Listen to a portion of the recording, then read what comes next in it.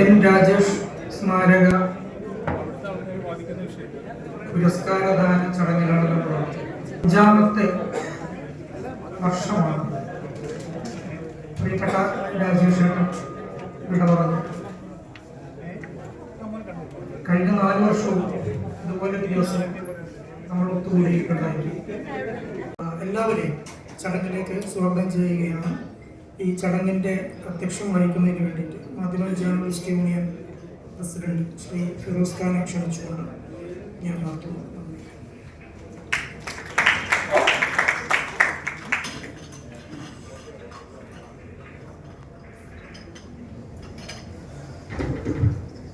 വേദിയിലിരിക്കുന്ന N K Venu, Gopikrishnan, Venkatesh Ramakrishna sir, Abdul Rahman Sahib, K P Raheem, മറ്റ് E P Muhammad press club president, മറ്റ് വിശിഷ്ട വ്യക്തികളെ, ഈ വേദിയിൽ ഇരിക്കാൻ തന്നെ പ്രാപ്തരായ ഔന്നത്യമുള്ള ഒരുപാട് പേർ സദസ്സിലുണ്ട്. വിവരാവകാശ commission T K Ramakrishnan sir, കേടുമയുടെ മുൻ സംസ്ഥാന പ്രസിഡന്റ് NPR, ഒരുപാട് പേർ. സമ്പന്നമായ ഒരു സദസ്സിനും അഭിസംബോധന ചെയ്യുന്നതിൽ എനിക്കുള്ള അനൽപമായ ആഹ്ലാദം ആദ്യം അറിയിക്കുകയാണ്. എല്ലാ വർഷവും എൻ്റെ രാജേഷിൻ്റെ സ്മരണകൾക്ക് കോഴിക്കോട്ടെ പൗരസമൂഹം എത്രമാത്രം പ്രാധാന്യം കൽപ്പിക്കുന്നു എന്നതിൻ്റെ തെളിവ് കൂടിയാണിത്. എല്ലാ വർഷവും ഇങ്ങനെ തന്നെയാണ്. രാജേഷിൻ്റെ പേരിലുള്ള അവാർഡ് ദാനവും അനുസ്മരണവും ഏറ്റവും കാലികമായ ഇന്ത്യൻ മാധ്യമരംഗം നേരിടുന്ന പ്രശ്നങ്ങളെക്കുറിച്ചുള്ള ഗൗരവമായ ചർച്ചകളും നടത്തിക്കൊണ്ടാണ് കഴിഞ്ഞ 5 വർഷവും മാധ്യമ ജേർണലിസ്റ്റുടെയും പരിപാടി സംഘടിപ്പിച്ചത്. സമ്പന്നമായ സദസ്സും പ്രൗഢമായ വേദിയുമാണ് രാജേഷ് അവാർഡ് ദാന ചടങ്ങിൻ്റെ മുഖമുദ്ര അങ്ങനെയായി കഴിഞ്ഞിരിക്കുന്നത്. ഏതായാലും ഈ 5ാമത്തെ അവാർഡ് ദാന ചടങ്ങിൽ രാജേഷിന്റെ മകനെ കുറിച്ച് അറിയാം, ഹരികൃഷ്ണൻ.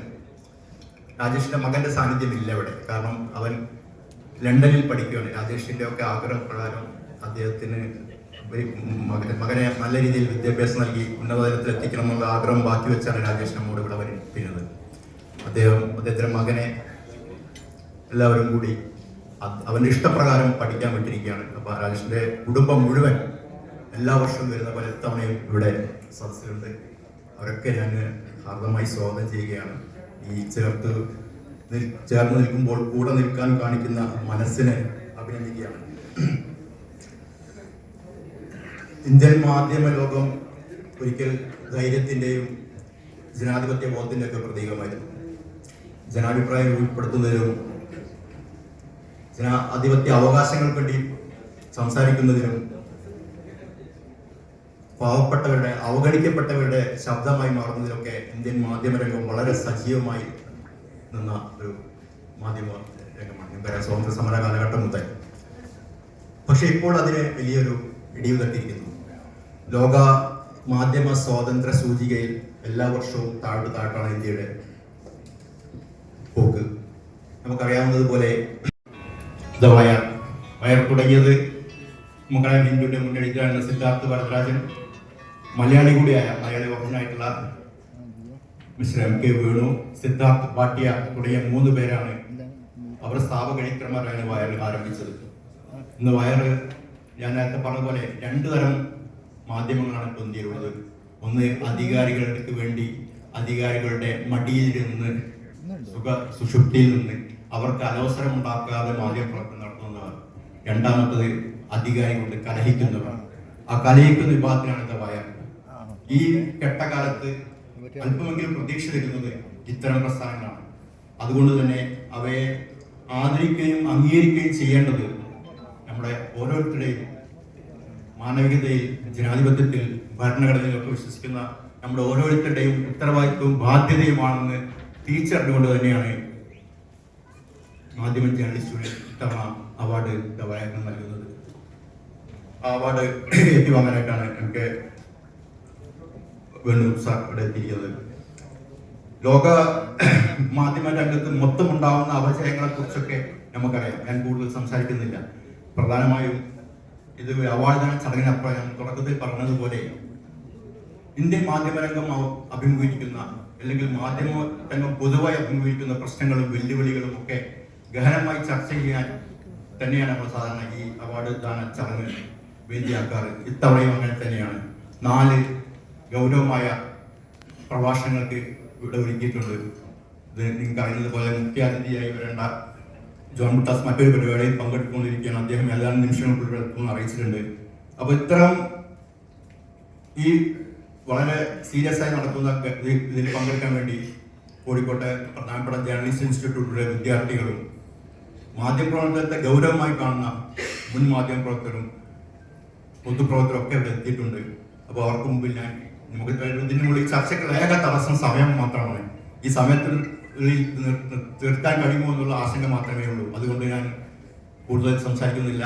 എല്ലാവർക്കും ഒരിക്കൽ സ്വാഗതം പറഞ്ഞുകൊണ്ട് ഞാൻ പരിപാടിയുടെ ഔപചാരിക രാജേഷിന്റെ ആദ്യ ചടങ്ങായി രാജേഷിന്റെ ഓർമ്മകൾക്ക് മുമ്പിൽ നമുക്ക് തന്നെയായാലും രാജേഷിനെ ഓർക്കാതെ ഒരു പരിപാടി നടത്താൻ സാധിക്കില്ല എന്നുള്ളത് തന്നെ രാജേഷിന്റെ ഓർമ്മകളിലെ കൂടി സഞ്ചരിക്കുന്നത് KWJ സംസ്ഥാന പ്രസിഡന്റ് കൂടിയായ KP റെജിയാണ്. അദ്ദേഹത്തെ ഞാൻ ആദരപൂർവ്വം ക്ഷണിച്ചു.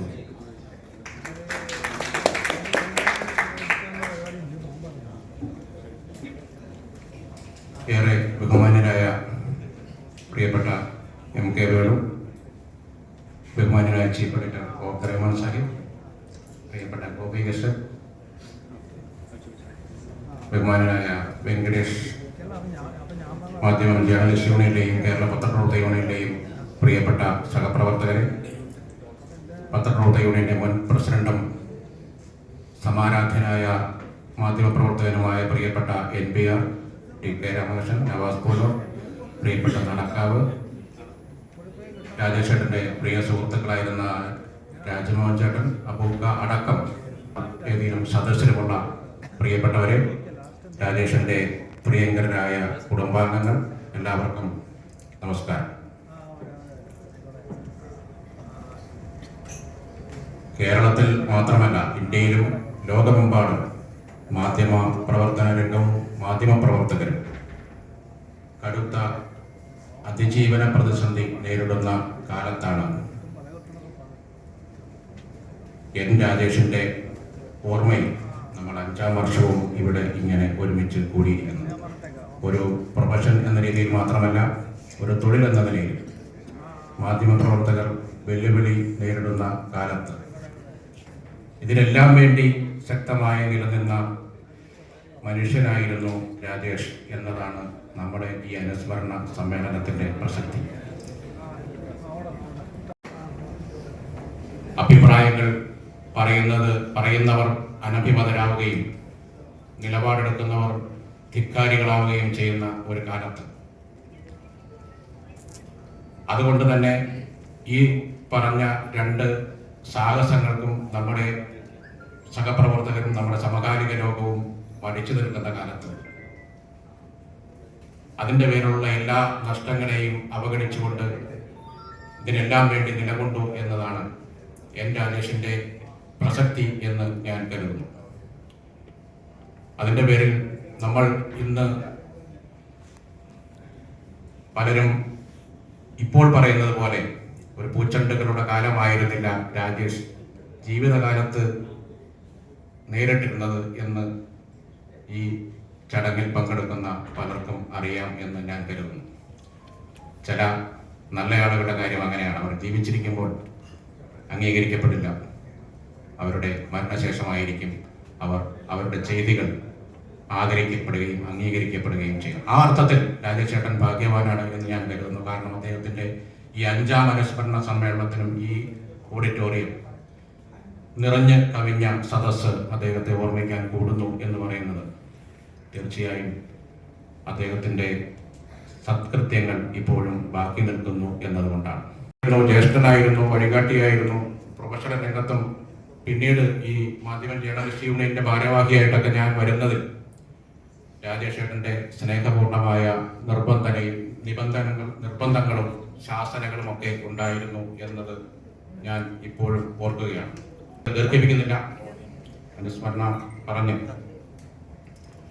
ഒരർത്ഥത്തിൽ ഈ വേളയിൽ നമ്മൾ കൂടുതൽ അതേക്കുറിച്ച് ഓർത്ത് ദുഃഖിക്കേണ്ട സന്ദർഭങ്ങളല്ല എന്നുള്ളത്. അദ്ദേഹം ചെയ്ത നല്ല കാര്യങ്ങൾ പിന്തുടരുകയും അതിനെ ചേർത്ത് പിടിക്കുകയും ചെയ്യുക എന്നതാണ് രാജേഷിനോട് കാണിക്കാൻ കഴിയുന്ന ഏറ്റവും വലിയ ആദരം എന്ന് വിശ്വസിക്കുന്നതുകൊണ്ട് ഒരിക്കൽ കൂടി അദ്ദേഹത്തിൻ്റെ ഓർമ്മകൾക്ക് മുമ്പിൽ നിറഞ്ഞ പ്രണാമമർപ്പിക്കുന്നു. അദ്ദേഹത്തിൻ്റെ കുടുംബത്തിൻ്റെ വേദനയിൽ തീർച്ചയായും അവർ ഇപ്പോഴും ആ വേദനയിൽ ജീവിക്കുന്ന ആളുകളാണ്. അദ്ദേഹത്തിൻ്റെ കുടുംബാംഗങ്ങളെയുമായിട്ട് ഇടയ്ക്കൊക്കെയെങ്കിലും ബന്ധപ്പെടാൻ കഴിയുന്ന ഒരാളെന്ന നിലയിൽ എനിക്ക് അത് ബോധ്യമുണ്ട്. അവരുടെ കുടുംബത്തിൻ്റെ വേദനയിൽ പങ്കുചേർന്നുകൊണ്ട് മാധ്യമം ദിനപത്രത്തിലെ മാത്രമല്ല കോഴിക്കോട്ട് എന്നല്ല സംസ്ഥാനമെമ്പാടും സംസാരിക്കുന്ന ആളുകൾക്കൊക്കെ ഇപ്പോഴും നല്ലത് മാത്രം പറയാൻ കഴിയുന്ന ഒരർത്ഥത്തിൽ നമുക്കൊക്കെ അസൂയ കലരുന്ന ജീവിതമാണ് ഈ മരിച്ച് 5-ാം വർഷവും ഇങ്ങനെ ആളുകൾ നല്ലത് പറയുക എന്ന് പറഞ്ഞത് അപൂർവങ്ങളിൽ അപൂർവമായ ആളുകൾക്ക് മാത്രം കഴിയുന്ന ഒരു സുഹൃതമാണ് എന്ന് വിശ്വസിക്കുന്നു. രാജേഷേട്ടൻ്റെ ഓർമ്മകൾക്ക് മുമ്പിൽ ഒരിക്കൽ കൂടി നിറഞ്ഞ പ്രണാമം അർപ്പിക്കുന്നു. എല്ലാവർക്കും സ്നേഹാഭിവാദനങ്ങൾ. നന്ദി. നേരത്തെ പറയാൻ വിട്ടുപോയൊരു കാര്യം കൂടി, ഒരു സന്തോഷ വാർത്ത കൂടി അറിയിക്കുകയാണ്. രാജേഷിൻ്റെ മകൻ ഹരികൃഷ്ണൻ ഇന്നലെ എന്നെ ബന്ധപ്പെട്ടിരുന്നു. അവൻ പഠിച്ചുകൊണ്ടിരുന്ന MSc ബയോടെക്നോളജി അവൻ മികച്ച രീതിയിൽ വിജയകരമായി പൂർത്തിയാക്കിയതായിട്ട് അവൻ അറിയിച്ചിട്ടുണ്ട്. അടുത്തതായി രാജേഷ് സ്മാരക പ്രഭാഷണം നടത്തുന്നതിന് വേണ്ടി കവിയും എഴുത്തുകാരുമായ ശ്രീ PN ഗോപികൃഷ്ണനെ ആദരവോടെ ക്ഷണിക്കുന്നു. ബഹുമാനപ്പെട്ട അധ്യക്ഷൻ ഫിറോസ് ഖാൻ, സ്വാഗതം ആശംസിച്ച സുൽഹഫ്, ഇവിടെ രാജേഷിനെ പറ്റിയുള്ള ഓർമ്മകൾ പങ്കുവച്ച റെജി, ഇന്നത്തെ വിശിഷ്ടാതിഥികൾ MK വേണു, വെങ്കടേഷ് രാമകൃഷ്ണൻ, ജോൺ ബ്രിട്ടാസ്, അബ്ദുറഹ്മാൻ, മറ്റ് പ്രിയപ്പെട്ടവരെ, സാധാരണ മനുഷ്യര് മരിക്കുമ്പോൾ മണ്ണിലേക്ക് പോകുന്നു എന്നാണ് പറയുക. മനുഷ്യ നീ മണ്ണാവുന്നു എന്ന് ബൈബിളിലെ വചനമുണ്ട്. പക്ഷെ നമുക്കറിയാം നമ്മുടെ കാലത്തെ നല്ല എന്ന് പറയുമ്പോൾ അത് വിത്തിൻ കോട്സ് ആണ്. നല്ല മരണങ്ങൾ എല്ലാം മനുഷ്യരുടെ മനസ്സിലേക്കാണ് പോകുന്നത്. രാജേഷ് തുടരുന്നത് നിങ്ങൾ ഇവിടെ കൂടിയിരിക്കുന്ന മനുഷ്യരിൽ കൂടിയാണ്. അതൊരർത്ഥത്തിൽ നല്ല മനുഷ്യർക്ക് കിട്ടാവുന്ന ഏറ്റവും പ്രധാനപ്പെട്ട ഒരു തുടർച്ചയാണെന്ന് പറയാം. ഓർമ്മയുടെ ഭാഗമായി തീരുക എന്ന് പറയുന്നത്. ഈ ഓർമ്മയുടെ ഭാഗമായി തീരുന്നതോടെയാണ് മനുഷ്യർ എന്ന് പറയുന്ന ഈ ജൈവമണ്ഡലം മുന്നോട്ട് പോകുന്നത്. അപ്പൊ അതിങ്ങനെ തുടരുകയാണ്. രാജേഷ് ഇന്നും തുടർന്നുകൊണ്ടിരിക്കുന്നു എന്നുള്ളതാണ് വസ്തുത. ഇന്ന് ഇവിടെ സമ്മാനം ഏറ്റുവാങ്ങുന്ന വേണുവിനെ സംബന്ധിച്ചിടത്തോളം നമ്മുടെയൊക്കെ ജീവിതത്തിന്റെ ഭാഗമായി വയറ് മാറിയിട്ട് ഇപ്പം 10 വർഷമായി. പ്രതിരോധം എന്ന് പറയുന്നത് മനുഷ്യരുടെ സഹജമായ ഒരു കാര്യമാണ്. അതിന്റെ വലിയ തുടർച്ചയാണ്, സമൂഹ തുടർച്ചയാണ് യഥാർത്ഥത്തിൽ ഈ സാമൂഹിക പ്രതിരോധം എന്ന് പറയുന്നത്. അപ്പൊ അങ്ങനെ പ്രതിരോധം എന്ന് പറയുന്നത്, വിസമ്മതം എന്ന് പറയുന്നത് ഇങ്ങനെ ഇന്നും ഈ കാലത്തും ഇവരൊക്കെ പറഞ്ഞ പോലെ ഈ കെട്ട കാലത്ത് നിലനിർത്തുന്ന, നമുക്ക് പ്രത്യാശ തരുന്ന വയറിന്റെ ഫൗണ്ടിങ് എഡിറ്ററാണ് ഇവിടെ ഉള്ളത്. വേണുവിന് എൻ്റെ അഭിനന്ദനങ്ങൾ. വേണുവിന് സമ്മാനം കൊടുത്ത നിങ്ങൾക്കും അഭിനന്ദനങ്ങൾ. ഇവിടെ ഞാൻ ഒരു മാധ്യമ പ്രവർത്തകനോ മാധ്യമത്തിന്റെ ഉള്ളിൽ ഏതെങ്കിലും തരത്തിൽ പണിയെടുത്തിട്ടുള്ള ആളോ അല്ല. അപ്പോ അതുകൊണ്ട് ഈ പറയുന്ന ഈ മെമ്മോറിയൽ ടോക്ക് നടത്തണമെന്ന് സൈഫു ആവശ്യപ്പെട്ടപ്പോ ആദ്യം അമ്പരപ്പാണ് ഉണ്ടായത്. എങ്കിൽ പോലും ഇന്നത്തെ കാലത്ത് ഈ പറയുന്ന പോലെ ഈ ഒരു പ്രതിരോധം എന്ന് പറയുന്ന ഒരു വലിയ ആശയം നമ്മയൊക്കെ തമ്മിൽ കൂട്ടിയിണക്കുന്ന വലിയ ഒരു ചരട് ഇവിടെ നിലനിൽക്കുന്നതിനാലാണ് ഞാനത് ഏറ്റെടുത്തതെന്ന് പറയാം. മാധ്യമം നമുക്കൊക്കെ പറയുന്ന പോലെ പുറത്തുനിന്ന് നോക്കുന്ന ഒരാളെ സംബന്ധിച്ചിടത്തോളം, ഉള്ളിൽ പണിയെടുക്കുന്ന ഒരാളെ സംബന്ധിച്ചിടത്തോളം അത് ഈ ജനാധിപത്യത്തിന്റെ 4ാം തൂണാണെന്നൊക്കെ പറയുന്ന ഒരു വലിയ ദാർശനിക മാനം അതിന് ജനം നൽകിയിട്ടുണ്ട്. ഈ 4th എസ്റ്റേറ്റ് എന്ന് പറയുന്നത് ജനം നൽകിയ പദവിയാണ്, നിയമപരമായി കിട്ടിയ പദവിയൊന്നുമല്ല. മറിച്ച് അങ്ങനെ ഒരു വലിയ സ്ഥാനം, ദാർശനികമായിട്ടുള്ള ഒരു വിശേഷണം കിട്ടിയ ഒരിടമാണ് മാധ്യമ പ്രവർത്തനം എന്ന് പറയുന്നത്. അപ്പൊ ഈ മാധ്യമ പ്രവർത്തനത്തിന്റെ ഒരുപാട് മാതൃകകൾ നമ്മുടെ മുൻപിലുള്ളത് കൊണ്ടാണ് അങ്ങനെ നമ്മൾ അതിനൊരു പദവി കൊടുത്തിട്ടുള്ളത്. ആ പദവി ഒരു പക്ഷേ ഇവിടെ ഇപ്പം എനിക്ക് മുമ്പ് സംസാരിച്ചിട്ടുള്ളവർ പറഞ്ഞ പോലെ സ്വാതന്ത്ര്യത്തിന് മുമ്പും പിമ്പും ഒക്കെ ആയിട്ട് അത് ഒരു വലിയ ജിഹ്വയായി, മനുഷ്യരുടെ ഏറ്റവും പ്രധാനപ്പെട്ട ജിഹ്വയായി മാറുകയും ചെയ്തിട്ടുണ്ട്. നമുക്കറിയാം, ഈ ഭരണഘടന മാധ്യമ പ്രവർത്തക ആണ് ചിപ്ലുകൾ പുറത്തിറക്കുന്നത്. ഈ ലേഖനങ്ങളുടെ ഒക്കെ അല്ലെങ്കിൽ ഈ കൂടെ അദ്ദേഹം ഉദ്ദേശിച്ച ആശയപ്രചരണം എന്ന് പറയുന്നത് ഹിന്ദു മത നവോത്ഥാനം മൂലം തകരൽ. നവോത്ഥാന പ്രസ്ഥാനങ്ങള് മഹാരാഷ്ട്രയിൽ, കേരളത്തിലെന്ന പോലെ മറാത്ത പ്രവിശ്യയിലും വലുതായിട്ട് പ്രവർത്തിക്കുന്നുണ്ട്. മഹാത്മാ ഫൂലെയൊക്കെ രംഗത്ത് വരുന്നുണ്ട്. അങ്ങനെ നിരവധി തരത്തിൽ ഈ ബ്രാഹ്മണിസത്തിന് ഉടവ് തട്ടുന്ന കാലാണ്. അപ്പോ ഇംഗ്ലീഷ് എഡ്യൂക്കേഷൻ കിട്ടുന്നു.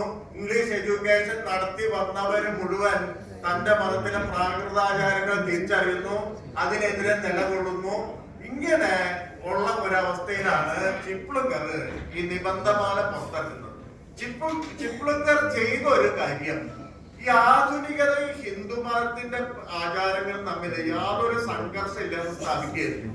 എന്ന് പറഞ്ഞാൽ നമ്മൾ കുളിപ്പിച്ചു കുട്ടിയെ കളയുന്ന പോലെയാണ് ആധുനിക വിദ്യാഭ്യാസം കിട്ടിയ ഒരാൾ ഹിന്ദു സംസ്കാരത്തെയും ഹിന്ദു മതത്തെയും ചോദ്യം ചെയ്യുന്ന വഴി ചെയ്യുന്നതെന്ന് പറയുന്ന തരത്തിൽ ഒരു പ്രത്യേക തരത്തിലുള്ള കോമ്പിനേഷൻ ഉണ്ടാക്കുകയാണ് ചിപ്ലുങ്കർ ചെയ്തത്. അത് ആധുനികതയെ നിരാകരിച്ചില്ല, പക്ഷെ ആധുനികതയ്ക്കൊപ്പം പോകുന്ന ഒന്നായി ഈ ഹിന്ദു സംസ്കാരത്തെയും ഹിന്ദു മത തത്വങ്ങളെയും അദ്ദേഹം നിർവചിക്കുകയാണ് ചെയ്തത്. ഇതാണ് പിന്നീട് തിലക് ഏറ്റെടുക്കുന്നത്. ലോക്മാന്യ എന്നൊക്കെ പേര് കിട്ടിയ ബാലഗംഗാധർ തിലക് 2 പത്രിക 81 തുറക്കുന്നുണ്ട്. 1881. ഒന്ന് കേസരി എന്ന് പറയുന്നത്, ഒന്ന് മറാത്ത എന്ന് പറയുന്നത്. കേസരി മറാത്ത ഭാഷയിലായിരുന്നു. മറാത്ത എന്ന് പറയുന്ന പ്രസിദ്ധീകരണം ഇംഗ്ലീഷിലാണ് തുടങ്ങുന്നത്. ഇതിന്റെ രണ്ടിന്റെയും ഉത്ഭവം നോക്കിക്കഴിഞ്ഞാല് അത് രണ്ടും യഥാർത്ഥത്തിൽ ഒരു പ്രോഗ്രസീവ് മൂവ്മെന്റിന്റെ പാർട്ടായിട്ടാണ് വരുന്നത്. അന്ന് തിലകിന്റെ ഒപ്പം ഗണേശ കാർക്കർ എന്ന് പറയുന്ന ഒരുപക്ഷെ മഹാരാഷ്ട്രയിലെ ഒരു നവോത്ഥാന നായകരിൽ പ്രധാനിയായിട്ടുള്ള ആൾ കൂടെ ഉണ്ട്. പക്ഷെ വളരെ പെട്ടെന്ന് തിലക് ഇത് പിടിച്ചെടുക്കുകയും അഗാർക്കർ ഇതിന് പുറത്താവുകയും ചെയ്യുന്നുണ്ട്. തിലക് ഈ കേസരിയെയും മറാത്തയെയും ഉപയോഗിച്ചത്, ഏറ്റവും പ്രധാനമായിട്ട് ഉപയോഗിച്ചത് 2 കേസുകളുടെ പശ്ചാത്തലത്തിലാണ്. ഒരു കേസ് നിങ്ങൾക്ക് ഇപ്പം ഒരുപക്ഷെ എല്ലാവർക്കും പ്രശസ്തമായിട്ടുള്ള കേസാണ് രുക്മാബായി കേസ് എന്ന് പറയുന്ന രീതിയിൽ വളരെ ഇന്ത്യയിൽ വളരെ പ്രശസ്തമായിട്ടുള്ള ഒരു കേസാണ്. ഇന്നിപ്പം ഈ ഫെമിനിസത്തിന്റെ ഭാഗമായിട്ട്, സ്ത്രീ ശാക്തീകരണത്തിന്റെയും സ്ത്രീ ഉണർച്ചയുടെയും ഭാഗമായിട്ട് ഈ രുക്മാബായി കേസൊക്കെ വീണ്ടും ഇന്ത്യയിൽ ചർച്ച ചെയ്യുന്ന ഒരു അവസ്ഥ ഉണ്ടാകുകയുണ്ടായി. ഈ രുക്മാബായി കേസ് വരുന്നതും ഈ പത്രത്തിൽ കൂടിയാണ്. രുക്മാബായി ഒരു ഹിന്ദു വനിത എന്നുള്ള പേരിൽ നേരിട്ട് എഴുതാതെ 2 കത്തുകൾ അക്കാലത്ത് ടൈംസ് ഓഫ് ഇന്ത്യയിൽ എഴുതുന്നുണ്ട്. 1885 തോന്നണം. ആദ്യത്തെ കത്ത് ബാല്യവിവാഹത്തിനെതിരായിട്ടാണ്. അപ്പൊ ആരാണെന്ന് അറിയില്ല. ടൈംസ് ഓഫ് ഇന്ത്യയിൽ ഒരു കത്ത് വരുന്നു, ഹിന്ദു ലേഡി എന്ന് പറയുന്ന ആ ടൈറ്റിലാണ് വരുന്നത്. അതിൽ ബാല്യവിവാഹം എങ്ങനെയാണ് ഇന്ത്യൻ സ്ത്രീയെ, ഹിന്ദു സ്ത്രീയെ അവരുടെ ജീവിതത്തിൽ അവര് ഉദ്ദേശിച്ച തലത്തിലേക്ക് വളരാൻ സാധിക്കാത്ത വിധം ഒരു വലിയ തടവറയായി തീരുന്നതെന്ന് വളരെ വിശദമായിട്ട് ഈ കത്തിൽ പറയുന്നുണ്ട്. ആരാധരെ അല്ലെങ്കിൽ വെള്ളക്കാരെ അഭിസംബോധന ചെയ്തപ്പോ brothers and sisters of America എന്ന് പ്രസംഗിച്ചപ്പോ അത് പുതിയ ഒരു തെളിച്ചുണ്ടാക്കി, അത് പുതിയ തരത്തില് അത് ഇന്ത്യയിലേക്ക് ശ്രദ്ധ ആകർഷിച്ചു എന്നൊക്കെ നമ്മൾ പഠിക്കും. അതേ സമ്മേളനത്തിൽ പ്രസംഗിച്ച ആളാണ് പണ്ഡിത രമാബായി. പണ്ഡിത രമാബായി അതേ മതസമ്മേളനത്തിൽ, സർവമത സമ്മേളനത്തിൽ പങ്കെടുത്ത് ഈ ഹിന്ദുമതം ഉണ്ടാക്കിയ അല്ലെങ്കിൽ ഹിന്ദുമതത്തിന്റെ ഉള്ളില് വലിയ തരത്തിലുള്ള മനുഷ്യാവകാശ ലംഘനങ്ങളെ പറ്റിയാണ് അവരവിടെ സംസാരിച്ചത്. അതാരും ഒരർത്ഥത്തിൽ രേഖപ്പെടുത്തിയിട്ടില്ല. വിവേകയിലെ മനുഷ്യര് പൂർണ്ണ അർത്ഥത്തിൽ വോട്ട് ചെയ്യാൻ ചെല്ലുന്നത്. അതിനു മുമ്പ് തെരഞ്ഞെടുപ്പുകളൊക്കെ ഉണ്ടായെങ്കിലും തങ്ങളെ ഭരിക്കാനുള്ള ആളുകളെ തെരഞ്ഞെടുക്കുന്ന 1951-ലാണ്. അതുവരെ ഈ പ്രാക്ടീസ് നമുക്കില്ല. ഈ പ്രാക്ടീസ് നമുക്കില്ലാത്തത് കൊണ്ട് ജനാധിപത്യം എന്താണെന്നുള്ള ബോധ്യം ആദ്യം ഉണ്ടാകണം. അപ്പൊ ഭരണഘടനയില് ജനാധിപത്യം മതേതരത്വം എന്നൊക്കെ പറഞ്ഞുകൊണ്ട് ഏതെങ്കിലും പുസ്തകത്തിൽ എഴുതിക്കൊണ്ട് ഇതൊന്നും താഴേക്ക് വരില്ല. മറിച്ച് അതിനെ പറ്റിയുള്ള ബോധം അടിത്തട്ടിൽ ഉണ്ടാവണം. അതുകൊണ്ട് അംബേദ്കർ ജനാധിപത്യത്തെ ഡിഫൈൻ ചെയ്യുന്നത് പ്രത്യേകം ശ്രദ്ധിക്കണം. അത് ഡിഫൈൻ ചെയ്യുന്നത് അദ്ദേഹം ഊന്നി പറയുന്നുണ്ട് 5 കൊല്ലം കൂടുമ്പോൾ തെരഞ്ഞെടുപ്പാണ്, എല്ലാവരും പോയി വോട്ട് ചെയ്യും, വോട്ട് ചെയ്യുന്നതിൽ വോട്ട് എണ്ണി ഏറ്റവും കൂടുതൽ വോട്ട് കിട്ടുന്ന ആൾ ജയിക്കും, അതിൽ നിന്ന് ഒരാള് പ്രധാനമന്ത്രിയോ. ഇതല്ല ജനാധിപത്യം. ഇത് ജനാധിപത്യത്തിന്റെ സാങ്കേതിക വശമാണ്, ടെക്നിക്കൽ ആയിട്ടുള്ള പാർട്ടാണ്. അല്ലെങ്കിൽ പൊളിറ്റിക്കൽ ഡെമോക്രസി എന്ന് പറയുന്നത് it is A technical part. അതല്ല ജനാധിപത്യം. അത് ജനാധിപത്യത്തിന്റെ എസെൻഷ്യൽ പാർട്ടാണ്, പക്ഷെ ടെക്നിക്കൽ പാർട്ടാണ്. അതേസമയം ജനാധിപത്യം എന്തെന്ന് ഡിഫൈൻ ചെയ്യാൻ അംബേദ്കർ മുതിരുന്നത് 3 പ്രധാന മൂല്യങ്ങളെ മുന്നിൽ നിർത്തിയാണ്. ലിബർട്ടി, ഇക്വാളിറ്റി, ഫ്രട്ടേണിറ്റി എന്ന് പറയുന്ന ഈ പറയുന്ന ഭരണഘടന മുന്നോട്ട് വെച്ച 3 പ്രധാനപ്പെട്ട മൂല്യങ്ങളെ മുൻനിർത്തി ഇന്ത്യൻ സൊസൈറ്റിയെ റീഓർഗനൈസ് ചെയ്യുന്ന പ്രക്രിയയാണ് ജനാധിപത്യം. അല്ലാതെ വോട്ട് ചെയ്യാനല്ല ജനാധിപത്യം.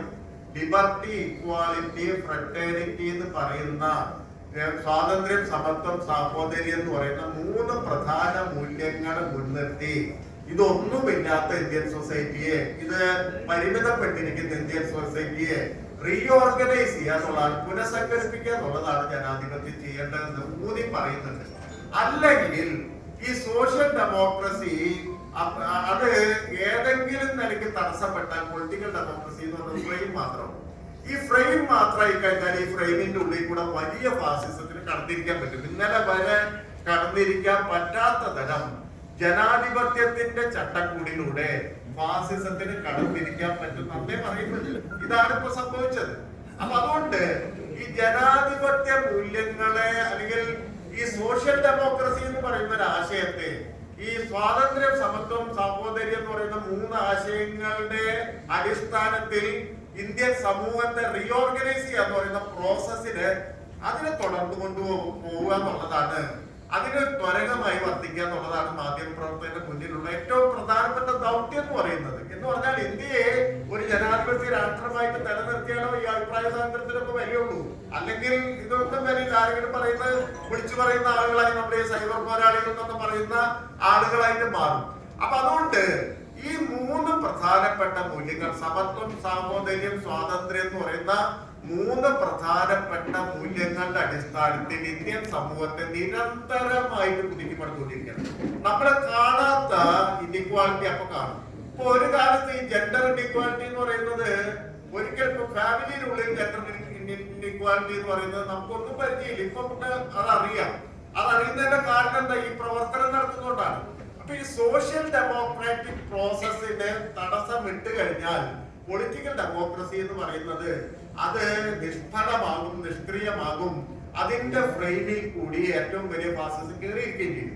ഈ ഫാസിസത്തിന്റെ ഇപ്പോഴത്തെ ഒരു ബലം എന്ന് പറയുന്നത് ഹിറ്റ്ലർക്ക് ഉണ്ടായില്ല. ഹിറ്റ്ലർ മുസോളിനിയിൽ 19 മാസം 20 മാസം അല്ലെങ്കിൽ 5 കൊല്ലമൊക്കെ നിന്നിട്ടുള്ള പ്രതിഭാസമാണെന്ന് പറയാം. ഇന്ത്യയിൽ തന്നെ 19 മാസമായിരുന്നു അടിയന്തരാവസ്ഥ. ഹിറ്റ്ലറുടെ ചരിത്രം നോക്കിക്കഴിഞ്ഞാല് 5 or 10 കൊല്ലം മാത്രമേ നിന്നിട്ടുള്ളൂ.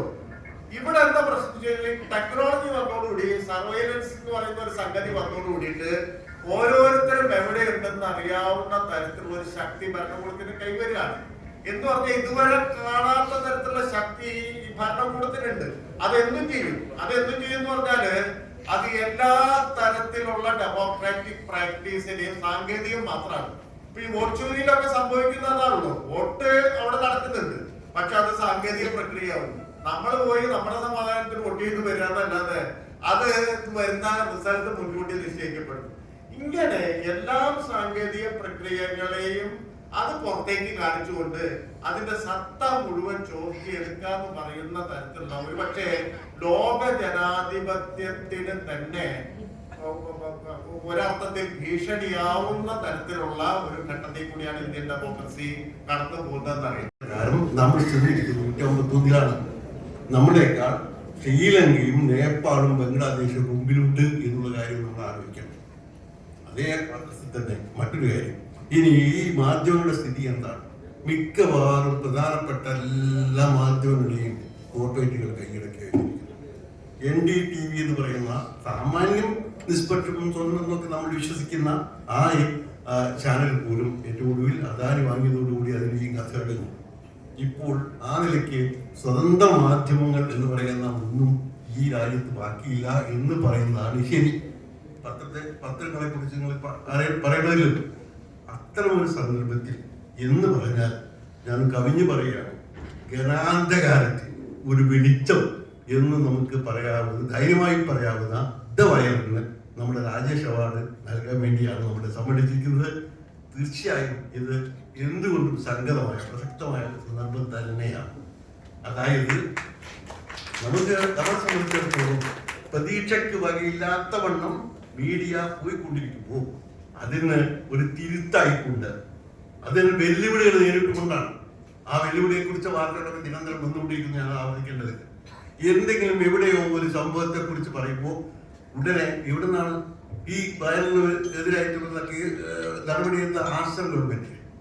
അസം ഗവൺമെന്റിനെ ബാധിക്കുന്ന ഒരു വിഷയമല്ല, പക്ഷെ ഗവൺമെന്റാണ് അവിടെ. അതന്നെ ഗുവാഹത്തി എന്നല്ല, എവിടെയോ കിടക്കുന്ന ഒരു പോലീസ് സ്റ്റേഷനിലാണ് കേസ് കൊടുക്കുന്നത്. എന്നിട്ട് അവിടെ ഹാജരാവാനാണ് ആവശ്യപ്പെടുന്നത്. എന്നിട്ട് അവർക്ക് ഈ ഒരു ഇടക്കാല ജാമ്യം കിട്ടാൻ വേണ്ടി ശ്രമിക്കേണ്ടി അവസാനം സുപ്രീം കോടതി വരെ പോണ്ടി വരുന്നു. ഇത്തരം ദുർഘടമായ ഒരു സാഹചര്യത്തിലൂടെ നമ്മുടെ ഇന്ത്യ രാജ്യത്തെ പത്രപ്രവർത്തനം നീങ്ങിക്കൊണ്ടിരിക്കുമ്പോൾ നമ്മൾ എന്ത് ചെയ്യണമെന്ന് ഞാൻ വിശേഷിച്ച് പറയേണ്ടതായിട്ടില്ല. എന്തായാലും ഈ ഗണാന്ധകാരം അവസാനിപ്പിക്കാൻ വേണ്ടി ദി വയറിന്റെ മാതൃകയിൽ നമ്മളും രംഗത്തിറങ്ങിയേ മതിയാവും.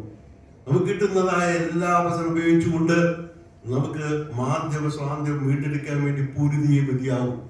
എല്ലാറ്റിനും പണങ്ങി എന്താ സംഭവിക്കുന്നത്? നമ്മുടെ അടിയന്തരാവസ്ഥ കാലത്ത് പറയുന്ന പോലെ മുട്ടിലടിയെ, അന്ന് നമ്മുടെ മാധ്യമങ്ങൾ മുട്ടിലടിയായിരുന്നു. അതേ ഘട്ടത്തിലേക്ക് അടിയന്തരാവസ്ഥ പ്രഖ്യാപിച്ചിട്ടില്ലെങ്കിലും അപ്രഖ്യാപിത അടിയന്തരാവസ്ഥ എന്ന് പറയാവുന്ന ഈ സാഹചര്യത്തിൽ മുട്ടിലടിഞ്ഞുകൊണ്ടിരിക്കുകയാണ് പല പത്രങ്ങളും നല്ല പറയുന്നത്. മിക്കവാറും പത്രങ്ങൾ ഇന്നലെ പറയണം, തൽക്കാലത്തേക്ക് സ്വന്തം പത്രപ്രവർത്തനം എന്ന് തോന്നിപ്പിക്കുന്ന വിധത്തിച്ച വാർത്തകളോ നിരൂപണങ്ങളോ കൊടുക്കുമെങ്കിൽ പോലും സർക്കാരിന് ഭയപ്പെടുന്നു, കോർപ്പറേറ്റുകൾ ഭയപ്പെടുന്നു, എല്ലാവരെയും ഭയപ്പെടുന്ന ഒരു സ്ഥിതി. ആ ഘട്ടത്തിൽ നിന്ന് നമ്മുടെ, അല്ലെങ്കിൽ അത്ര ഒരു സന്നിഗ്ധ ഘട്ടത്തിൽ നിന്ന് ഇന്ത്യൻ മാധ്യമങ്ങളെ മോചിപ്പിക്കാൻ വേണ്ടിയുള്ള ധീരമായ ശ്രമത്തിന്റെ ഒരു ലളിതമായ ഉദാഹരണം മാത്രമാണ് ദി വയർ എന്നാണ് ഞാൻ വിശ്വസിക്കുന്നത്. ആ വയറിന് എല്ലാവിധ ആശംസകളും അർപ്പിച്ചുകൊണ്ട് അവർക്ക് അവാർഡ് നൽകാൻ തീരുമാനിച്ച രാജേഷ് കമ്മിറ്റി, നമ്മുടെ റിക്രിയേഷൻ ക്ലബിന് അതെല്ലാവിധ ആശംസകളും അർപ്പിച്ചുകൊണ്ട് ഞാൻ അവസാനിപ്പിക്കുന്നു. നന്ദി, നമസ്കാരം. നമ്മൾ കാത്തിരിക്കുന്ന അവാർഡ് ദാന ചടങ്ങാണ്.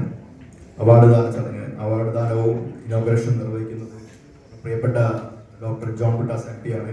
ആദ്യമായി അവാർഡ് ദാനം നിർവഹിക്കുന്നതിന് വേണ്ടി അദ്ദേഹത്തെ ക്ഷണിക്കുന്നു.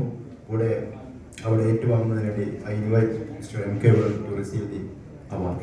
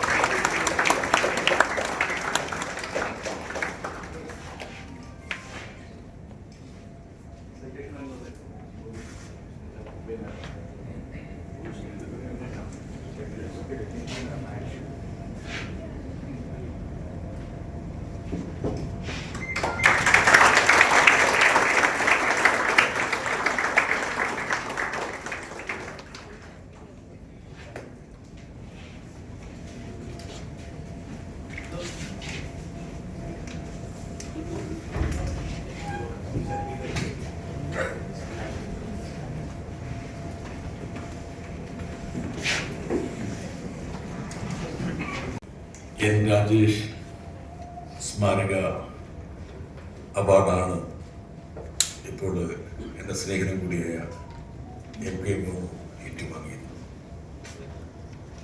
നിരവധി പേരിവിടെ സംസാരിക്കാനുണ്ട്. എങ്കിലും ഈ ഒരു അവാർഡ് പരിപാടിയുടെ ഉദ്ഘാടനവും അതുപോലെ ദാനവും ഞാൻ നിർവഹിക്കുന്നു എന്നുള്ളതുകൊണ്ട് രാജേഷിനോട് നീതി പുലർത്താൻ വേണ്ടി എൻ്റെ മനസ്സിൽ വരുന്ന ചില കാര്യങ്ങൾ നിങ്ങളുടെ മുമ്പിൽ സമർപ്പിക്കണമെന്നാണ് എനിക്ക് തോന്നുന്നത്. എല്ലാവരും ഇവിടെ സംസാരിക്കുമ്പോൾ അടിവരിയിടാൻ സാധ്യതയുള്ള അല്ലെങ്കിൽ അടിവരിയിട്ടൊരു കാര്യമെന്ന് പറയുന്നത് മാധ്യമ പ്രവർത്തനം അസ്തമനത്തിലാണ്. the sunset of journalism that is happening. ഏറ്റവും ദുരിതം പിടിച്ച നാളുകളിലൂടെയാണ് നമ്മൾ കടന്നു പോകുന്നത്. നമ്മുടെ ജനാധിപത്യം വലിയൊരു ആക്രമണത്തെ നേരിട്ടുകൊണ്ടിരിക്കുന്നു. ഈ രീതിയിൽ എങ്ങനെയാണ് ഭരണഘടന വിഭാവനം ചെയ്യുന്ന രീതി നമ്മുടെ ജനാധിപത്യ പ്രക്രിയ മുമ്പോട്ട് പോകുന്നത്? ഇതാണ് സ്വാഭാവികമായും ഇന്ന് ഒട്ടുമിക്കവാറും മാധ്യമ സെമിനാറുകളുടെയും മാധ്യമ ഇതിവൃത്തവുമായി ബന്ധപ്പെട്ട ഏത് ഒത്തുചേരലിൻ്റെയും പ്രധാനപ്പെട്ട കേന്ദ്രബിന്ദു. കഴിഞ്ഞ ദിവസം ഇതിന് സമാനമായ ചില വികാരം ഞാൻ എൻ്റെ ഒരു സുഹൃത്തിനോട് പങ്കുവച്ചപ്പോൾ അദ്ദേഹം പറഞ്ഞൊരു കാര്യമുണ്ട്. നിങ്ങളിതിനെ ഒന്ന് മറിച്ചിട്ട് നോക്കുക. ഇത്രയും പ്രതികൂലമായ ഒരു സാഹചര്യത്തിൽ ഒരു സാമൂഹ്യ പ്രവർത്തകനായി, മാധ്യമ പ്രവർത്തകനായി, ഒരു പാർലമെന്റ് അംഗമായി പ്രവർത്തിക്കാൻ ഒരു ഭാഗ്യം ലഭിക്കുന്നു എന്നുള്ളത് നിങ്ങൾ വിസ്മരിക്കാൻ പാടില്ല. ഒരുപക്ഷെ ഇന്ത്യയുടെ ചരിത്രം രചിക്കുന്ന സമയത്ത് ഈ പ്രതികൂല സാഹചര്യത്തിൽ പോരാട്ടം നടത്തിയ അപൂർവം ആൾക്കാരിൽ ഒരാളായി നിങ്ങളൊക്കെ യഥാർത്ഥത്തിൽ നിർണയിക്കപ്പെടും, അല്ലെങ്കിൽ മാർക്ക് ചെയ്യപ്പെടും. ഒരുപക്ഷെ തിരിഞ്ഞു നോക്കുമ്പോൾ അതല്ലേ സംഭവിക്കും. ഇപ്പൊ MK Venu was part of the legacy media. ഞാൻ കേരളത്തിലെ ഒരുപാട് മാധ്യമ പ്രവർത്തകർ ഇവിടെ ഇരിപ്പുണ്ട്. പഴയ തലമുറയിലെ ആൾക്കാരുണ്ട്. ഗായത്രി, ശശി, മറ്റേ പണിക്കർ, മറ്റേ നമ്മുടെ കുഞ്ഞിരാമൻ, ഒരുപാട് ആൾക്കാരിപ്പുണ്ട്. മോഹൻദാസ്. ഞാനെപ്പോഴും എൻ്റെ കേരളത്തിലെ മാധ്യമ സുഹൃത്തുക്കൾ പറയാറുണ്ട്, ആർക്കെതിരെ എന്തും വിളിച്ചു പറയാനുള്ള ഒരു സ്വാതന്ത്ര്യമുള്ള ഏക ഒരു സംസ്ഥാനം എന്ന് പറയുന്നത് കേരളമാണ്. ആർക്കെതിരെ എന്ന് പറയുമ്പോൾ എല്ലാവർക്കെതിരെയും പറയാറില്ല, അത് വേറെ കാര്യം. പക്ഷേ എങ്കിൽ പോലും കുറച്ചെങ്കിലും പറയാനുള്ള ഒരു സ്വാതന്ത്ര്യം കേരളത്തിന് വെളിയിൽ ഏതെങ്കിലും സംസ്ഥാനത്ത് ഏതെങ്കിലും മാധ്യമ പ്രവർത്തകർ ഭരണകർത്താക്കൾക്കെതിരെ വിരച്ചുകൊണ്ടാനുള്ള അധികാരം. ഞാൻ ഡൽഹിയിൽ 1988 മുതൽ മാധ്യമ പ്രവർത്തകനായി ജോലി ചെയ്ത ഒരാളാണ്. ഇന്ന് ഒരു ചപ്രാസിയുടെ വില പോലും ഡൽഹിയിൽ ഒരു മാധ്യമ പ്രവർത്തകർ, പാർലമെന്റിൽ അക്രഡിറ്റേഷനുള്ള ഒരു മാധ്യമ പ്രവർത്തകർ പോലും അവിടെ ഇരിക്കാനുള്ള ഒരു സീറ്റ് കിട്ടില്ല. ആട്ടിപ്പായിക്കും. എന്താ കാരണം? ഇവർക്കൊന്നും അവർ ആഗ്രഹിക്കുന്ന രീതിയിൽ ഒരു വാർത്ത പോലും എഴുതാൻ കഴിയില്ല. ഒരു PR റിലീസ് ആയിരിക്കും അവരുടെ ഏറ്റവും പ്രധാനപ്പെട്ട വാർത്ത എന്ന് പറയുന്നത്. ഇന്നത്തെ അന്വേഷണാത്മക മാധ്യമ പ്രവർത്തനം എന്ന് പറയുന്നത് ഒരു മന്ത്രിയുടെ അഭിമുഖമാണ്. അതിനപ്പുറത്തേക്ക് പോകാൻ ഇന്ത്യയിലെ മാധ്യമ പ്രവർത്തകർക്ക് കഴിയുന്നു. അത്രത്തോളം ഗർത്തത്തിൽ, അഗാധ ഗർത്തത്തിൽ ഇന്ത്യൻ മാധ്യമരംഗം പതിക്കുമ്പോൾ എവിടെയോ ഇരുന്നൊരു ധ്രുവപ്രാപ്തി നൽകിയിട്ടുള്ള ശകലങ്ങൾ എത്രത്തോളം ചലനം നമ്മുടെ ഇടയിൽ സൃഷ്ടിച്ചു എന്ന്. അതുകൊണ്ട് തന്നെ ഡിജിറ്റൽ മാധ്യമങ്ങൾ, ഓൺലൈൻ മാധ്യമങ്ങൾ അർത്ഥവത്തായ രീതിയിൽ പ്രവർത്തിച്ചാൽ സ്വാഭാവികമായിട്ടും ഇന്ത്യൻ ജനാധിപത്യത്തെ കരകയറ്റാൻ കഴിയുമെന്നുള്ള ഒരു ഉത്തമ വിശ്വാസക്കാരനാണ്. അതിനുള്ള ഒരു പ്രതിരോധമാണ് ഇതുപോലുള്ള ഒത്തുചേരലുകൾ. ആ പ്രതിരോധത്തിന്റെ ഭാഗമായി ഞാൻ ഏറെ ബഹുമാനിക്കുന്ന, ഇന്ത്യൻ ജനാധിപത്യത്തെ സംരക്ഷിക്കാൻ വേണ്ടി അക്ഷീണം പ്രവർത്തിക്കുന്ന, ബദൽ മാധ്യമത്തിന്റെ മുൻനിരയിൽ സ്ഥാനം പിടിച്ചിരിക്കുന്ന MK വേണുവിനെ ഇതുപോലുള്ളൊരു പുരസ്കാരം നൽകി ആദരിച്ചതിന് ഇതിന്റെ സംഘാടകർക്ക് നന്ദി പറഞ്ഞുകൊണ്ട് വേണുവിന് ഞാൻ എല്ലാ ആശംസകളും നേരുന്നു. നന്ദി, നമസ്കാരം.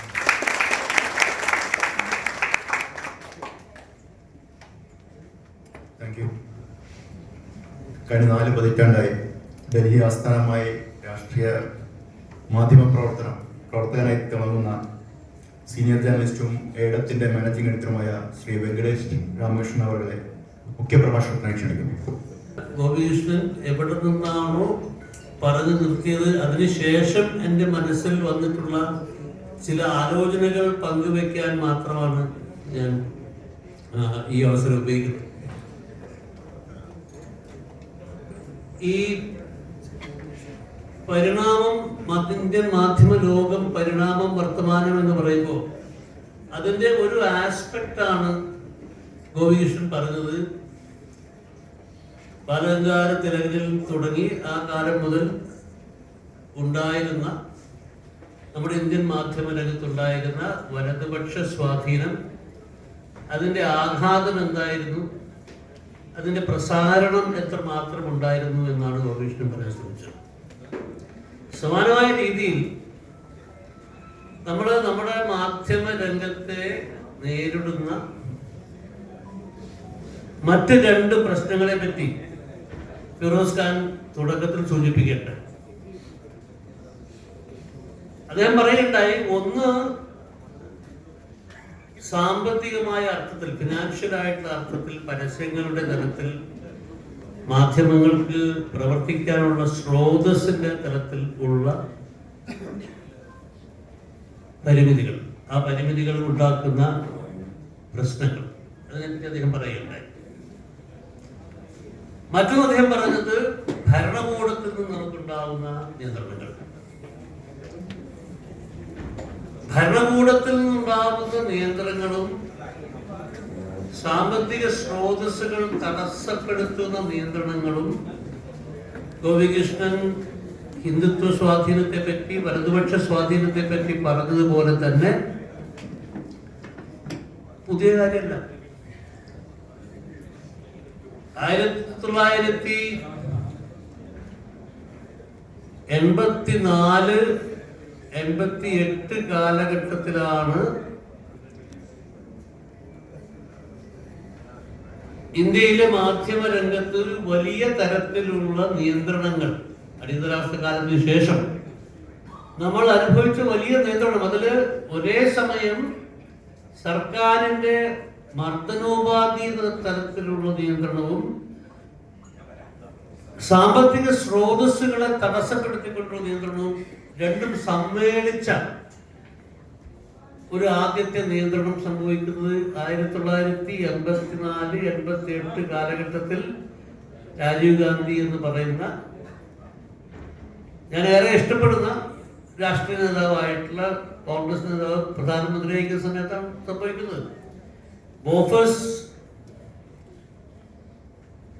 തോക്കിന്റെയും HTW അന്തർവാഹിനി ഇടപാടിന്റെയും അതിനകത്തുണ്ടായിരുന്ന അഴിമതികൾ ഹിന്ദു പത്രത്തിലൂടെ നാം തുറന്നു കാണിക്കുന്ന സമയത്ത് അതിലെ ആദ്യം UPSC പരസ്യങ്ങൾ പൂർണ്ണമായിട്ട്, യൂണിയൻ പബ്ലിക് സർവീസ് കമ്മീഷന്റെ പരസ്യങ്ങൾ പൂർണ്ണമായിട്ട് നിഷേധിച്ചുകൊണ്ട്, പിന്നീട് കോർപ്പറേറ്റുകളോട് പരസ്യം കൊടുക്കാൻ പാടില്ല എന്ന് പറഞ്ഞുകൊണ്ട് ആ രീതിയിൽ ഉള്ള നിയന്ത്രണം നടപ്പാക്കാൻ ശ്രമിക്കുകയും, പിന്നീട് വളരെ പ്രത്യക്ഷമായി തന്നെ പത്രത്തിന്റെ ദൈനംദിന നടത്തിപ്പിൽ ഇടപെടാൻ ശ്രമിച്ചുകൊണ്ടും അക്കാലത്തെ PMO, പ്രധാനമന്ത്രിയുടെ ഓഫീസ് ഇടപെട്ട ഒരു ചരിത്രമുണ്ടായിരുന്നു. പിന്നെ ബ്രിട്ടാസോട് സംസാരിക്കുന്ന ബ്രിട്ടാസ് ആ കാലത്തെ പറ്റി ഒരു നല്ല കാലം, അല്ലെങ്കിൽ പ്രധാനമന്ത്രി പത്രക്കാരോട് സംസാരിക്കാൻ തയ്യാറാവുന്ന ഒരു കാലം എന്നാണ് പറഞ്ഞത്. അതും ശരിയാണ്. അപ്പൊ എന്താണ് ഈ നമ്മുടെ പരിണാമത്തിനിടയിൽ ഈ സ്വാധീനങ്ങൾ ഉണ്ടാവുകയും അത് നമ്മൾ സമകാലികമായ അവസ്ഥയിൽ, അല്ലെങ്കിൽ കഴിഞ്ഞ 10 വർഷത്തെ അനുഭവത്തിന്റെ അടിസ്ഥാനത്തിൽ നമ്മൾ പരിശോധിക്കുമ്പോൾ എന്താണ് മാറ്റം? മാറ്റമുണ്ട്. മാറ്റം എന്ന് പറഞ്ഞാൽ ഈ പ്രവണതകളെല്ലാം പുതുതായിട്ട് ഈ 10 വർഷത്തിനുള്ളിൽ വന്നതല്ലേ. പ്രവണതകൾ നേരത്തെ ഉണ്ട്. നമ്മുടെ മാധ്യമരംഗത്തെ ഈ പ്രവണതകൾ നേരത്തെ ഉണ്ട്. സാമ്പത്തികമായ സ്വാധീനത്തിന്റെയും സാമ്പത്തികമായിട്ടുള്ള പരിമിതികളുടെയും ഒക്കെ കഥയെടുത്ത് പരിശോധിച്ചു കഴിഞ്ഞാൽ എങ്ങനെയാണ് മാധ്യമങ്ങളുടെ ആശയപരമായ വീക്ഷണം, പരിപ്രേക്ഷ്യം, അത് എങ്ങനെ അവരുടെ സാമ്പത്തിക അവസ്ഥ കൊണ്ട് നിയന്ത്രിക്കപ്പെടുന്നു എന്നുള്ള പഠനം 1980-കളുടെ മധ്യകാലത്ത് സായ്നാഥന്റെയും അശോക് ധൗളയുടെയും നേതൃത്വത്തിൽ ബോംബെയിൽ ഉണ്ടായിരുന്ന കൗണ്ടർ മീഡിയ എന്ന് പറയുന്ന ഒരു ചെറിയ പബ്ലിക്കേഷൻ, അവർ 84-ൽ പണി തുടങ്ങി 86-ൽ പൂർത്തീകരിച്ചിട്ടുള്ള ഒരു ചെറിയ ബുക്ക്ലെറ്റ് ഉണ്ട്. ഏതാണ്ട് 50 പേജുള്ള ബുക്ക്ലെറ്റ്, കൗണ്ടർ മീഡിയ എന്നായിരുന്നു അതിന്റെ പേര്. അപ്പൊ അന്ന് ടെലിവിഷൻ വന്നിട്ടില്ല, ഇലക്ട്രോണിക് മീഡിയ വന്നിട്ടില്ല, പത്രങ്ങൾ മാത്രമേ ഉണ്ടായിരുന്നുള്ളൂ. അപ്പൊ ആ ഇന്ത്യയിലെ എല്ലാ ഭാഗത്തുമുള്ള പത്രങ്ങളുടെ അവരുടെ മൂലധനത്തിന്റെ സ്വഭാവം എന്താണ്, എവിടെ നിന്നാണ് മൂലധനം അവർക്ക് കിട്ടുന്നത്,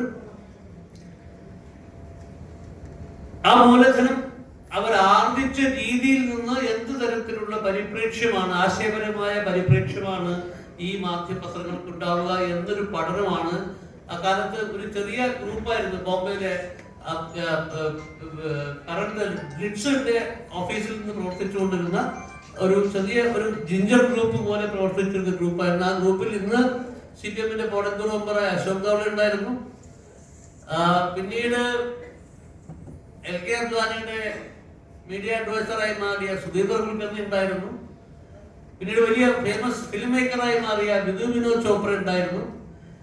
ആ സാഞ്ഞാടിന്റെ ആ ഗ്രൂപ്പ് ഉണ്ടാക്കിയിട്ടുള്ള സംഭവത്തിൽ അവർ കണ്ടെത്തിയത് തെക്ക് കേരളം മുതൽ വടക്ക് കാശ്മീർ വരെ ഉള്ള എല്ലാ മാധ്യമ സ്ഥാപനങ്ങളുടെയും മുതലാളിമാർക്ക് മറ്റ് വ്യവസായ വാണിജ്യ താല്പര്യങ്ങൾ ഉള്ളതുകൊണ്ട് അവർക്ക് സ്വതന്ത്രമായിട്ടുള്ള നിഷ്പക്ഷമായിട്ടുള്ള വസ്തുനിഷ്ഠമായിട്ടുള്ള മാധ്യമ പ്രവർത്തനം നടത്താൻ പറ്റില്ല എന്നാണ് അവർ മനസ്സിലാക്കുന്നത്. നരസിംഹറാവുവിന്റെ PMO-യിൽ മന്ത്രിയായിരുന്ന രംഗരാജൻ കുമരവംഗനും ഞാനും അദ്ദേഹവും എല്ലാ ദിവസവും വൈകുന്നേരം സ്ട്രോങ് ഫിൽറ്റർ കോഫി, നിങ്ങൾ രണ്ടുപേരും കോഫിയുടെ വലിയ ഭക്തന്മാരായതുകൊണ്ട് സ്ട്രോങ് ഫിൽറ്റർ കോഫി ഒന്നുകിൽ അദ്ദേഹത്തിന്റെ വീട്ടിൽ അല്ലെങ്കിൽ പുറത്തുപടി ഞാനൊരു കോഫി ഉണ്ടാക്കുന്ന ഒരാളാണ്. ഗോപിയൊക്കെ അനുഭവിച്ചിട്ടുണ്ട് കോഫി. എൻ്റെ കോഫി അടിച്ചേൽപ്പിക്കപ്പെട്ട ഒരാളാണ്. അപ്പോൾ അങ്ങനെ നിങ്ങളിത് കോഫി മേക്സ് ആയിരുന്നു. അപ്പോ അങ്ങനെ ആ സമയമാകുമ്പോഴേക്ക് 95 ആകുമ്പോഴേക്ക് നരസിംഹറാവുവിനുള്ള വിശ്വാസം രംഗരാജൻ ഗൗരവത്തിൽ ഏതാണ്ട് പൂർണ്ണമായി നഷ്ടപ്പെടുകയും അങ്ങനെ അദ്ദേഹം ഒരു ദിവസം എന്നോട് ഈ കഥ എന്നോട് പണ്ടേ പറഞ്ഞ ഇയാൾ ഉറങ്ങാൻ പോയെന്നുള്ളതാണ്. അപ്പോൾ നീ ഇത് പബ്ലിഷ് ചെയ്താൽ നരസിംഹറാവിന്റെ ഓഫീസ് ഇത് നിഷേധിക്കുകയാണെങ്കിൽ ഞാൻ ആ നിഷേധത്തിനെതിരായിട്ട് ഞാൻ പ്രധാനമന്ത്രിയുടെ ഓഫീസിൽ പണിയെടുക്കുന്ന മന്ത്രി എന്ന നിലയിൽ ഞാൻ നിന്റെ സ്റ്റോറി ശരിയാണെന്ന് പറഞ്ഞ് ഞാൻ ഉറച്ചു നിൽക്കും. അതുകൊണ്ട് നീ സ്റ്റോറി പബ്ലിഷ് ചെയ്തു. അങ്ങനെ ഞങ്ങൾ ഫ്രണ്ട് ലൈനിന്റെ കവർ സ്റ്റോറി ആയിട്ട് ഈ സാധനം പബ്ലിഷ് ചെയ്തു. അപ്പൊ അന്ന് ഞങ്ങൾ വീണ്ടും കഥ പറയുന്നു. അന്ന് നരസിംഹറാവുവിന്റെ മാധ്യമ ഉപദേഷ്ടാവായിരുന്ന PVRK പ്രസാദിനെ വിളിച്ചു പിറ്റേ ദിവസം. അപ്പൊ ഞാൻ വിചാരിച്ചു ഇനിയിപ്പം ഞാൻ എൻ്റെ പ്രശസ്തിയുടെ ദിവസങ്ങളിലേക്ക് കടക്കാൻ പോകണം. പ്രധാനമന്ത്രിയുടെ ഓഫീസ് ഈ സ്റ്റോറി നിഷേധിക്കും, പിന്നെ രംഗരാജൻ കുമരമംഗലം എനിക്ക് അനുകൂലമായിട്ട് വരും. അങ്ങനെ ഞാനൊരു പുതിയ പ്രശസ്തിയുടെ പുതിയ പടവുകൾ കയറുന്ന പ്രതീക്ഷിച്ചാണ് ഞാൻ പോണത് PMO-യിലേക്ക്. അദ്ദേഹം നല്ല കോഫി കുടിയാണ് PVRK പ്രസാദ്. മുൻപിൽ എനിക്ക് നല്ലൊരു കോഫി തന്നു. എന്നിട്ട് പറഞ്ഞു, "You must be thinking that I have called to deny the story. I am not doing anything of that sort."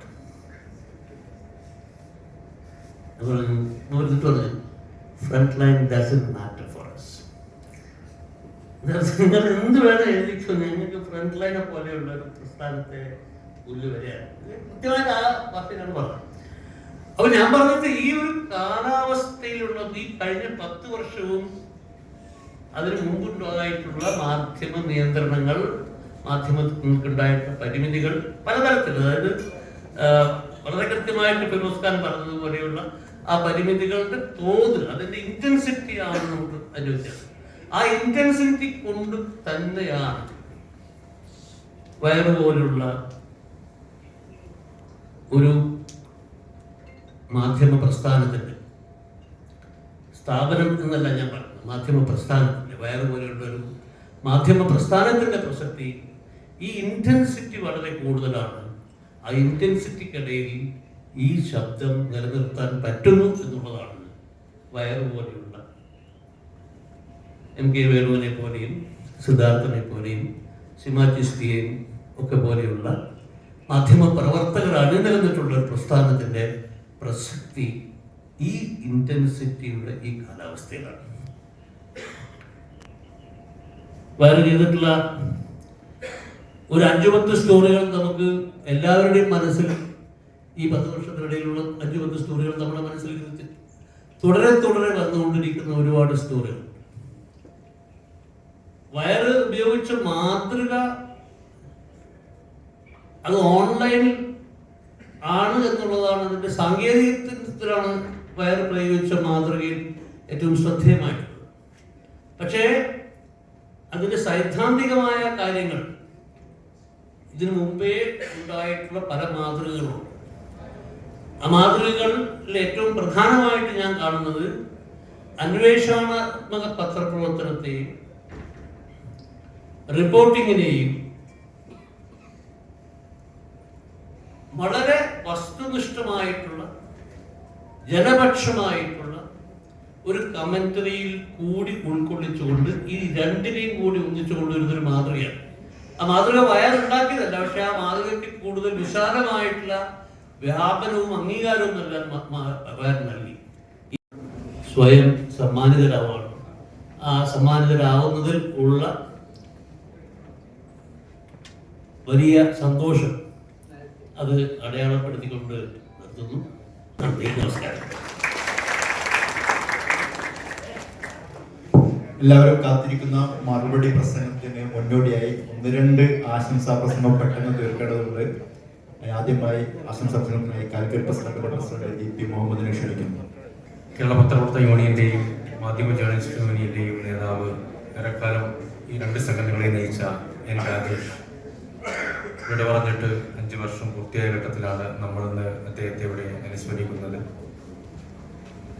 നമ്മുടെ നാട്ടിൽ സാധാരണ രീതിയിൽ ഒരാൾ മരിച്ചു കഴിഞ്ഞാൽ ആദ്യത്തെ 1-2 വർഷമൊക്കെ നല്ല രീതിയിൽ അനുസ്മരണം സംഘടിപ്പിക്കും. പിന്നീട് ഓരോ വർഷം കഴിയുന്തോറും അതിൻ്റെ ഒരു പ്രൗഢി കുറഞ്ഞു വരുന്നതാണ് പൊതുവെ കാണാറുള്ളത്. പക്ഷെ ഇവിടെ 5 വർഷം കഴിയുമ്പോഴും രാജേഷ് ചേട്ടൻ്റെ അനുസ്മരണ പരിപാടി മുൻ വർഷത്തേക്കാളൊക്കെ വളരെ ഗംഭീരവും പ്രൗഢവുമായി നടത്തുന്നു എന്നുള്ളത് ഏറെ സന്തോഷകരമാണ്. ഈ പരിപാടി സംഘടിപ്പിച്ചു പോരുന്ന മാധ്യമ ജേർണലിസ്റ്റ് യൂണിയനെ ആ നിലയിൽ പ്രത്യേകം അഭിനന്ദിക്കുന്നു. രാജേഷ് ചേട്ടൻ്റെ പേരിലുള്ള ഈ അവാർഡ് ഇവിടെ ഏറ്റുവാങ്ങിയിരിക്കുന്നത് നേരത്തെ സൂചിപ്പിച്ചു കഴിഞ്ഞു. വയറിന് വേണ്ടി അതിൻ്റെ ഫൗണ്ടിങ് എഡിറ്റർ ഒക്കെ വേണുവാണ്. നമ്മൾ മുഖ്യധാര എന്ന് വിളിക്കുന്ന മറ്റു മാധ്യമങ്ങളൊക്കെ പറയാൻ മടിക്കുന്ന കാര്യങ്ങൾ വളരെ ധൈര്യത്തോടു കൂടി മുന്നോട്ട് കൊണ്ടുവരുന്ന വയറിന് അതിനുവേണ്ടി അവാർഡ് ഏറ്റുവാങ്ങിയ ശ്രീ M.K. വേണുവിനും അഭിനന്ദനങ്ങൾ അറിയിക്കുന്നു. രാജേഷ് ചേട്ടൻ നേരത്തെ പലരും സൂചിപ്പിച്ചു, നമ്മളിവിടെ ചർച്ച ചെയ്തുകൊണ്ടിരിക്കുന്നത് ഇന്ത്യൻ മാധ്യമ ലോകത്തിൻ്റെ പരിണാമവും അതിൻ്റെ വർത്തമാനവും ഒക്കെയാണ്. ആ നിലയിൽ മാധ്യമ പ്രവർത്തന രംഗത്തെ ട്രേഡ് യൂണിയൻ പ്രവർത്തനങ്ങളും ഏറെ വെല്ലുവിളി നേരിട്ടുകൊണ്ടിരിക്കുന്ന ഒരു കാലഘട്ടത്തിലൂടെയാണ് നമ്മളൊക്കെ കടന്നു പോകുന്നത്. രാജേഷ് ചേട്ടൻ ഒരു മികച്ച ട്രേഡ് യൂണിയൻ നേതാവായിരുന്നു. ഏറെക്കാലം അദ്ദേഹം യൂണിയന് നേതൃത്വം കൊടുത്തു. നിങ്ങളെപ്പോലുള്ള ആളുകളൊക്കെ അദ്ദേഹത്തിൻ്റെ പ്രവർത്തനങ്ങൾ നോക്കിക്കണ്ടാണ് ഈ രംഗത്തേക്ക് കടന്നു വന്നത്. അദ്ദേഹത്തിൻ്റെ കൂടെ ഒരു ഭാരവാഹിയായി പ്രവർത്തിക്കാൻ എനിക്ക് കഴിഞ്ഞിട്ടുണ്ട്. അദ്ദേഹത്തിൻ്റെ പ്രവർത്തന രീതികളൊക്കെ അന്ന് ഞങ്ങൾ മനസ്സിലാക്കിയതാണ്. ഞങ്ങളെപ്പോലുള്ള പുതിയ ആളുകളെ യൂണിയൻ രംഗത്തേക്ക് കൊണ്ടുവരുന്നതിൽ നല്ലൊരു പങ്കുവഹിച്ച നേതാവാണ് രാജേഷ് ചേട്ടൻ. അദ്ദേഹത്തിൻ്റെ ഓർമ്മകൾക്ക് മുമ്പിൽ പ്രണാമം അർപ്പിച്ചുകൊണ്ട് ഈ ഒരു പരിപാടിക്ക് എല്ലാവിധ ആശംസകളും അർപ്പിച്ചു നിർത്തുന്നു. KNEF-ന്റെ ജില്ലാ പ്രസിഡന്റ് കൂടിയായ മിസ്റ്റർ അബ്ദുൽ ഹമീദിനെ ക്ഷണിക്കുന്നു. രാജേഷ് ചേട്ടൻ്റെ ഓർമ്മ ദിനം എന്ന് തന്നെ പറയാം. 5 വർഷമായി രാജേഷ് ചേട്ടൻ നമ്മെ വിട്ടുപിരിഞ്ഞിട്ട്. നേരത്തെ പറഞ്ഞതുപോലെ ഓരോ വർഷവും മാധ്യമ ജേർണലിസ്റ്റ് യൂണിയൻ ആ ഓർമ്മപ്പെടുത്തൽ അതിഗംഭീരമായി തന്നെ ചരിത്രത്തിൽ കുറിക്കപ്പെടുന്ന രീതിയിൽ അവാർഡുകൾ പ്രഖ്യാപിച്ചുകൊണ്ട് മുന്നോട്ട് പോയിക്കൊണ്ടിരിക്കുകയാണ്. വയർ, തീപ്പൊരി ഇന്ന് കേരളത്തിലല്ല ഇന്ത്യയിൽ അറിയപ്പെടുന്ന തീപ്പൊരിയായി വേണുവേട്ടനും സംഘവും മാറി എന്ന് തന്നെ നമ്മൾ പല വാർത്തയിലും നമ്മൾ അറിഞ്ഞുകൊണ്ടിരിക്കുകയാണ്. ക്ഷണിക്കുന്നു.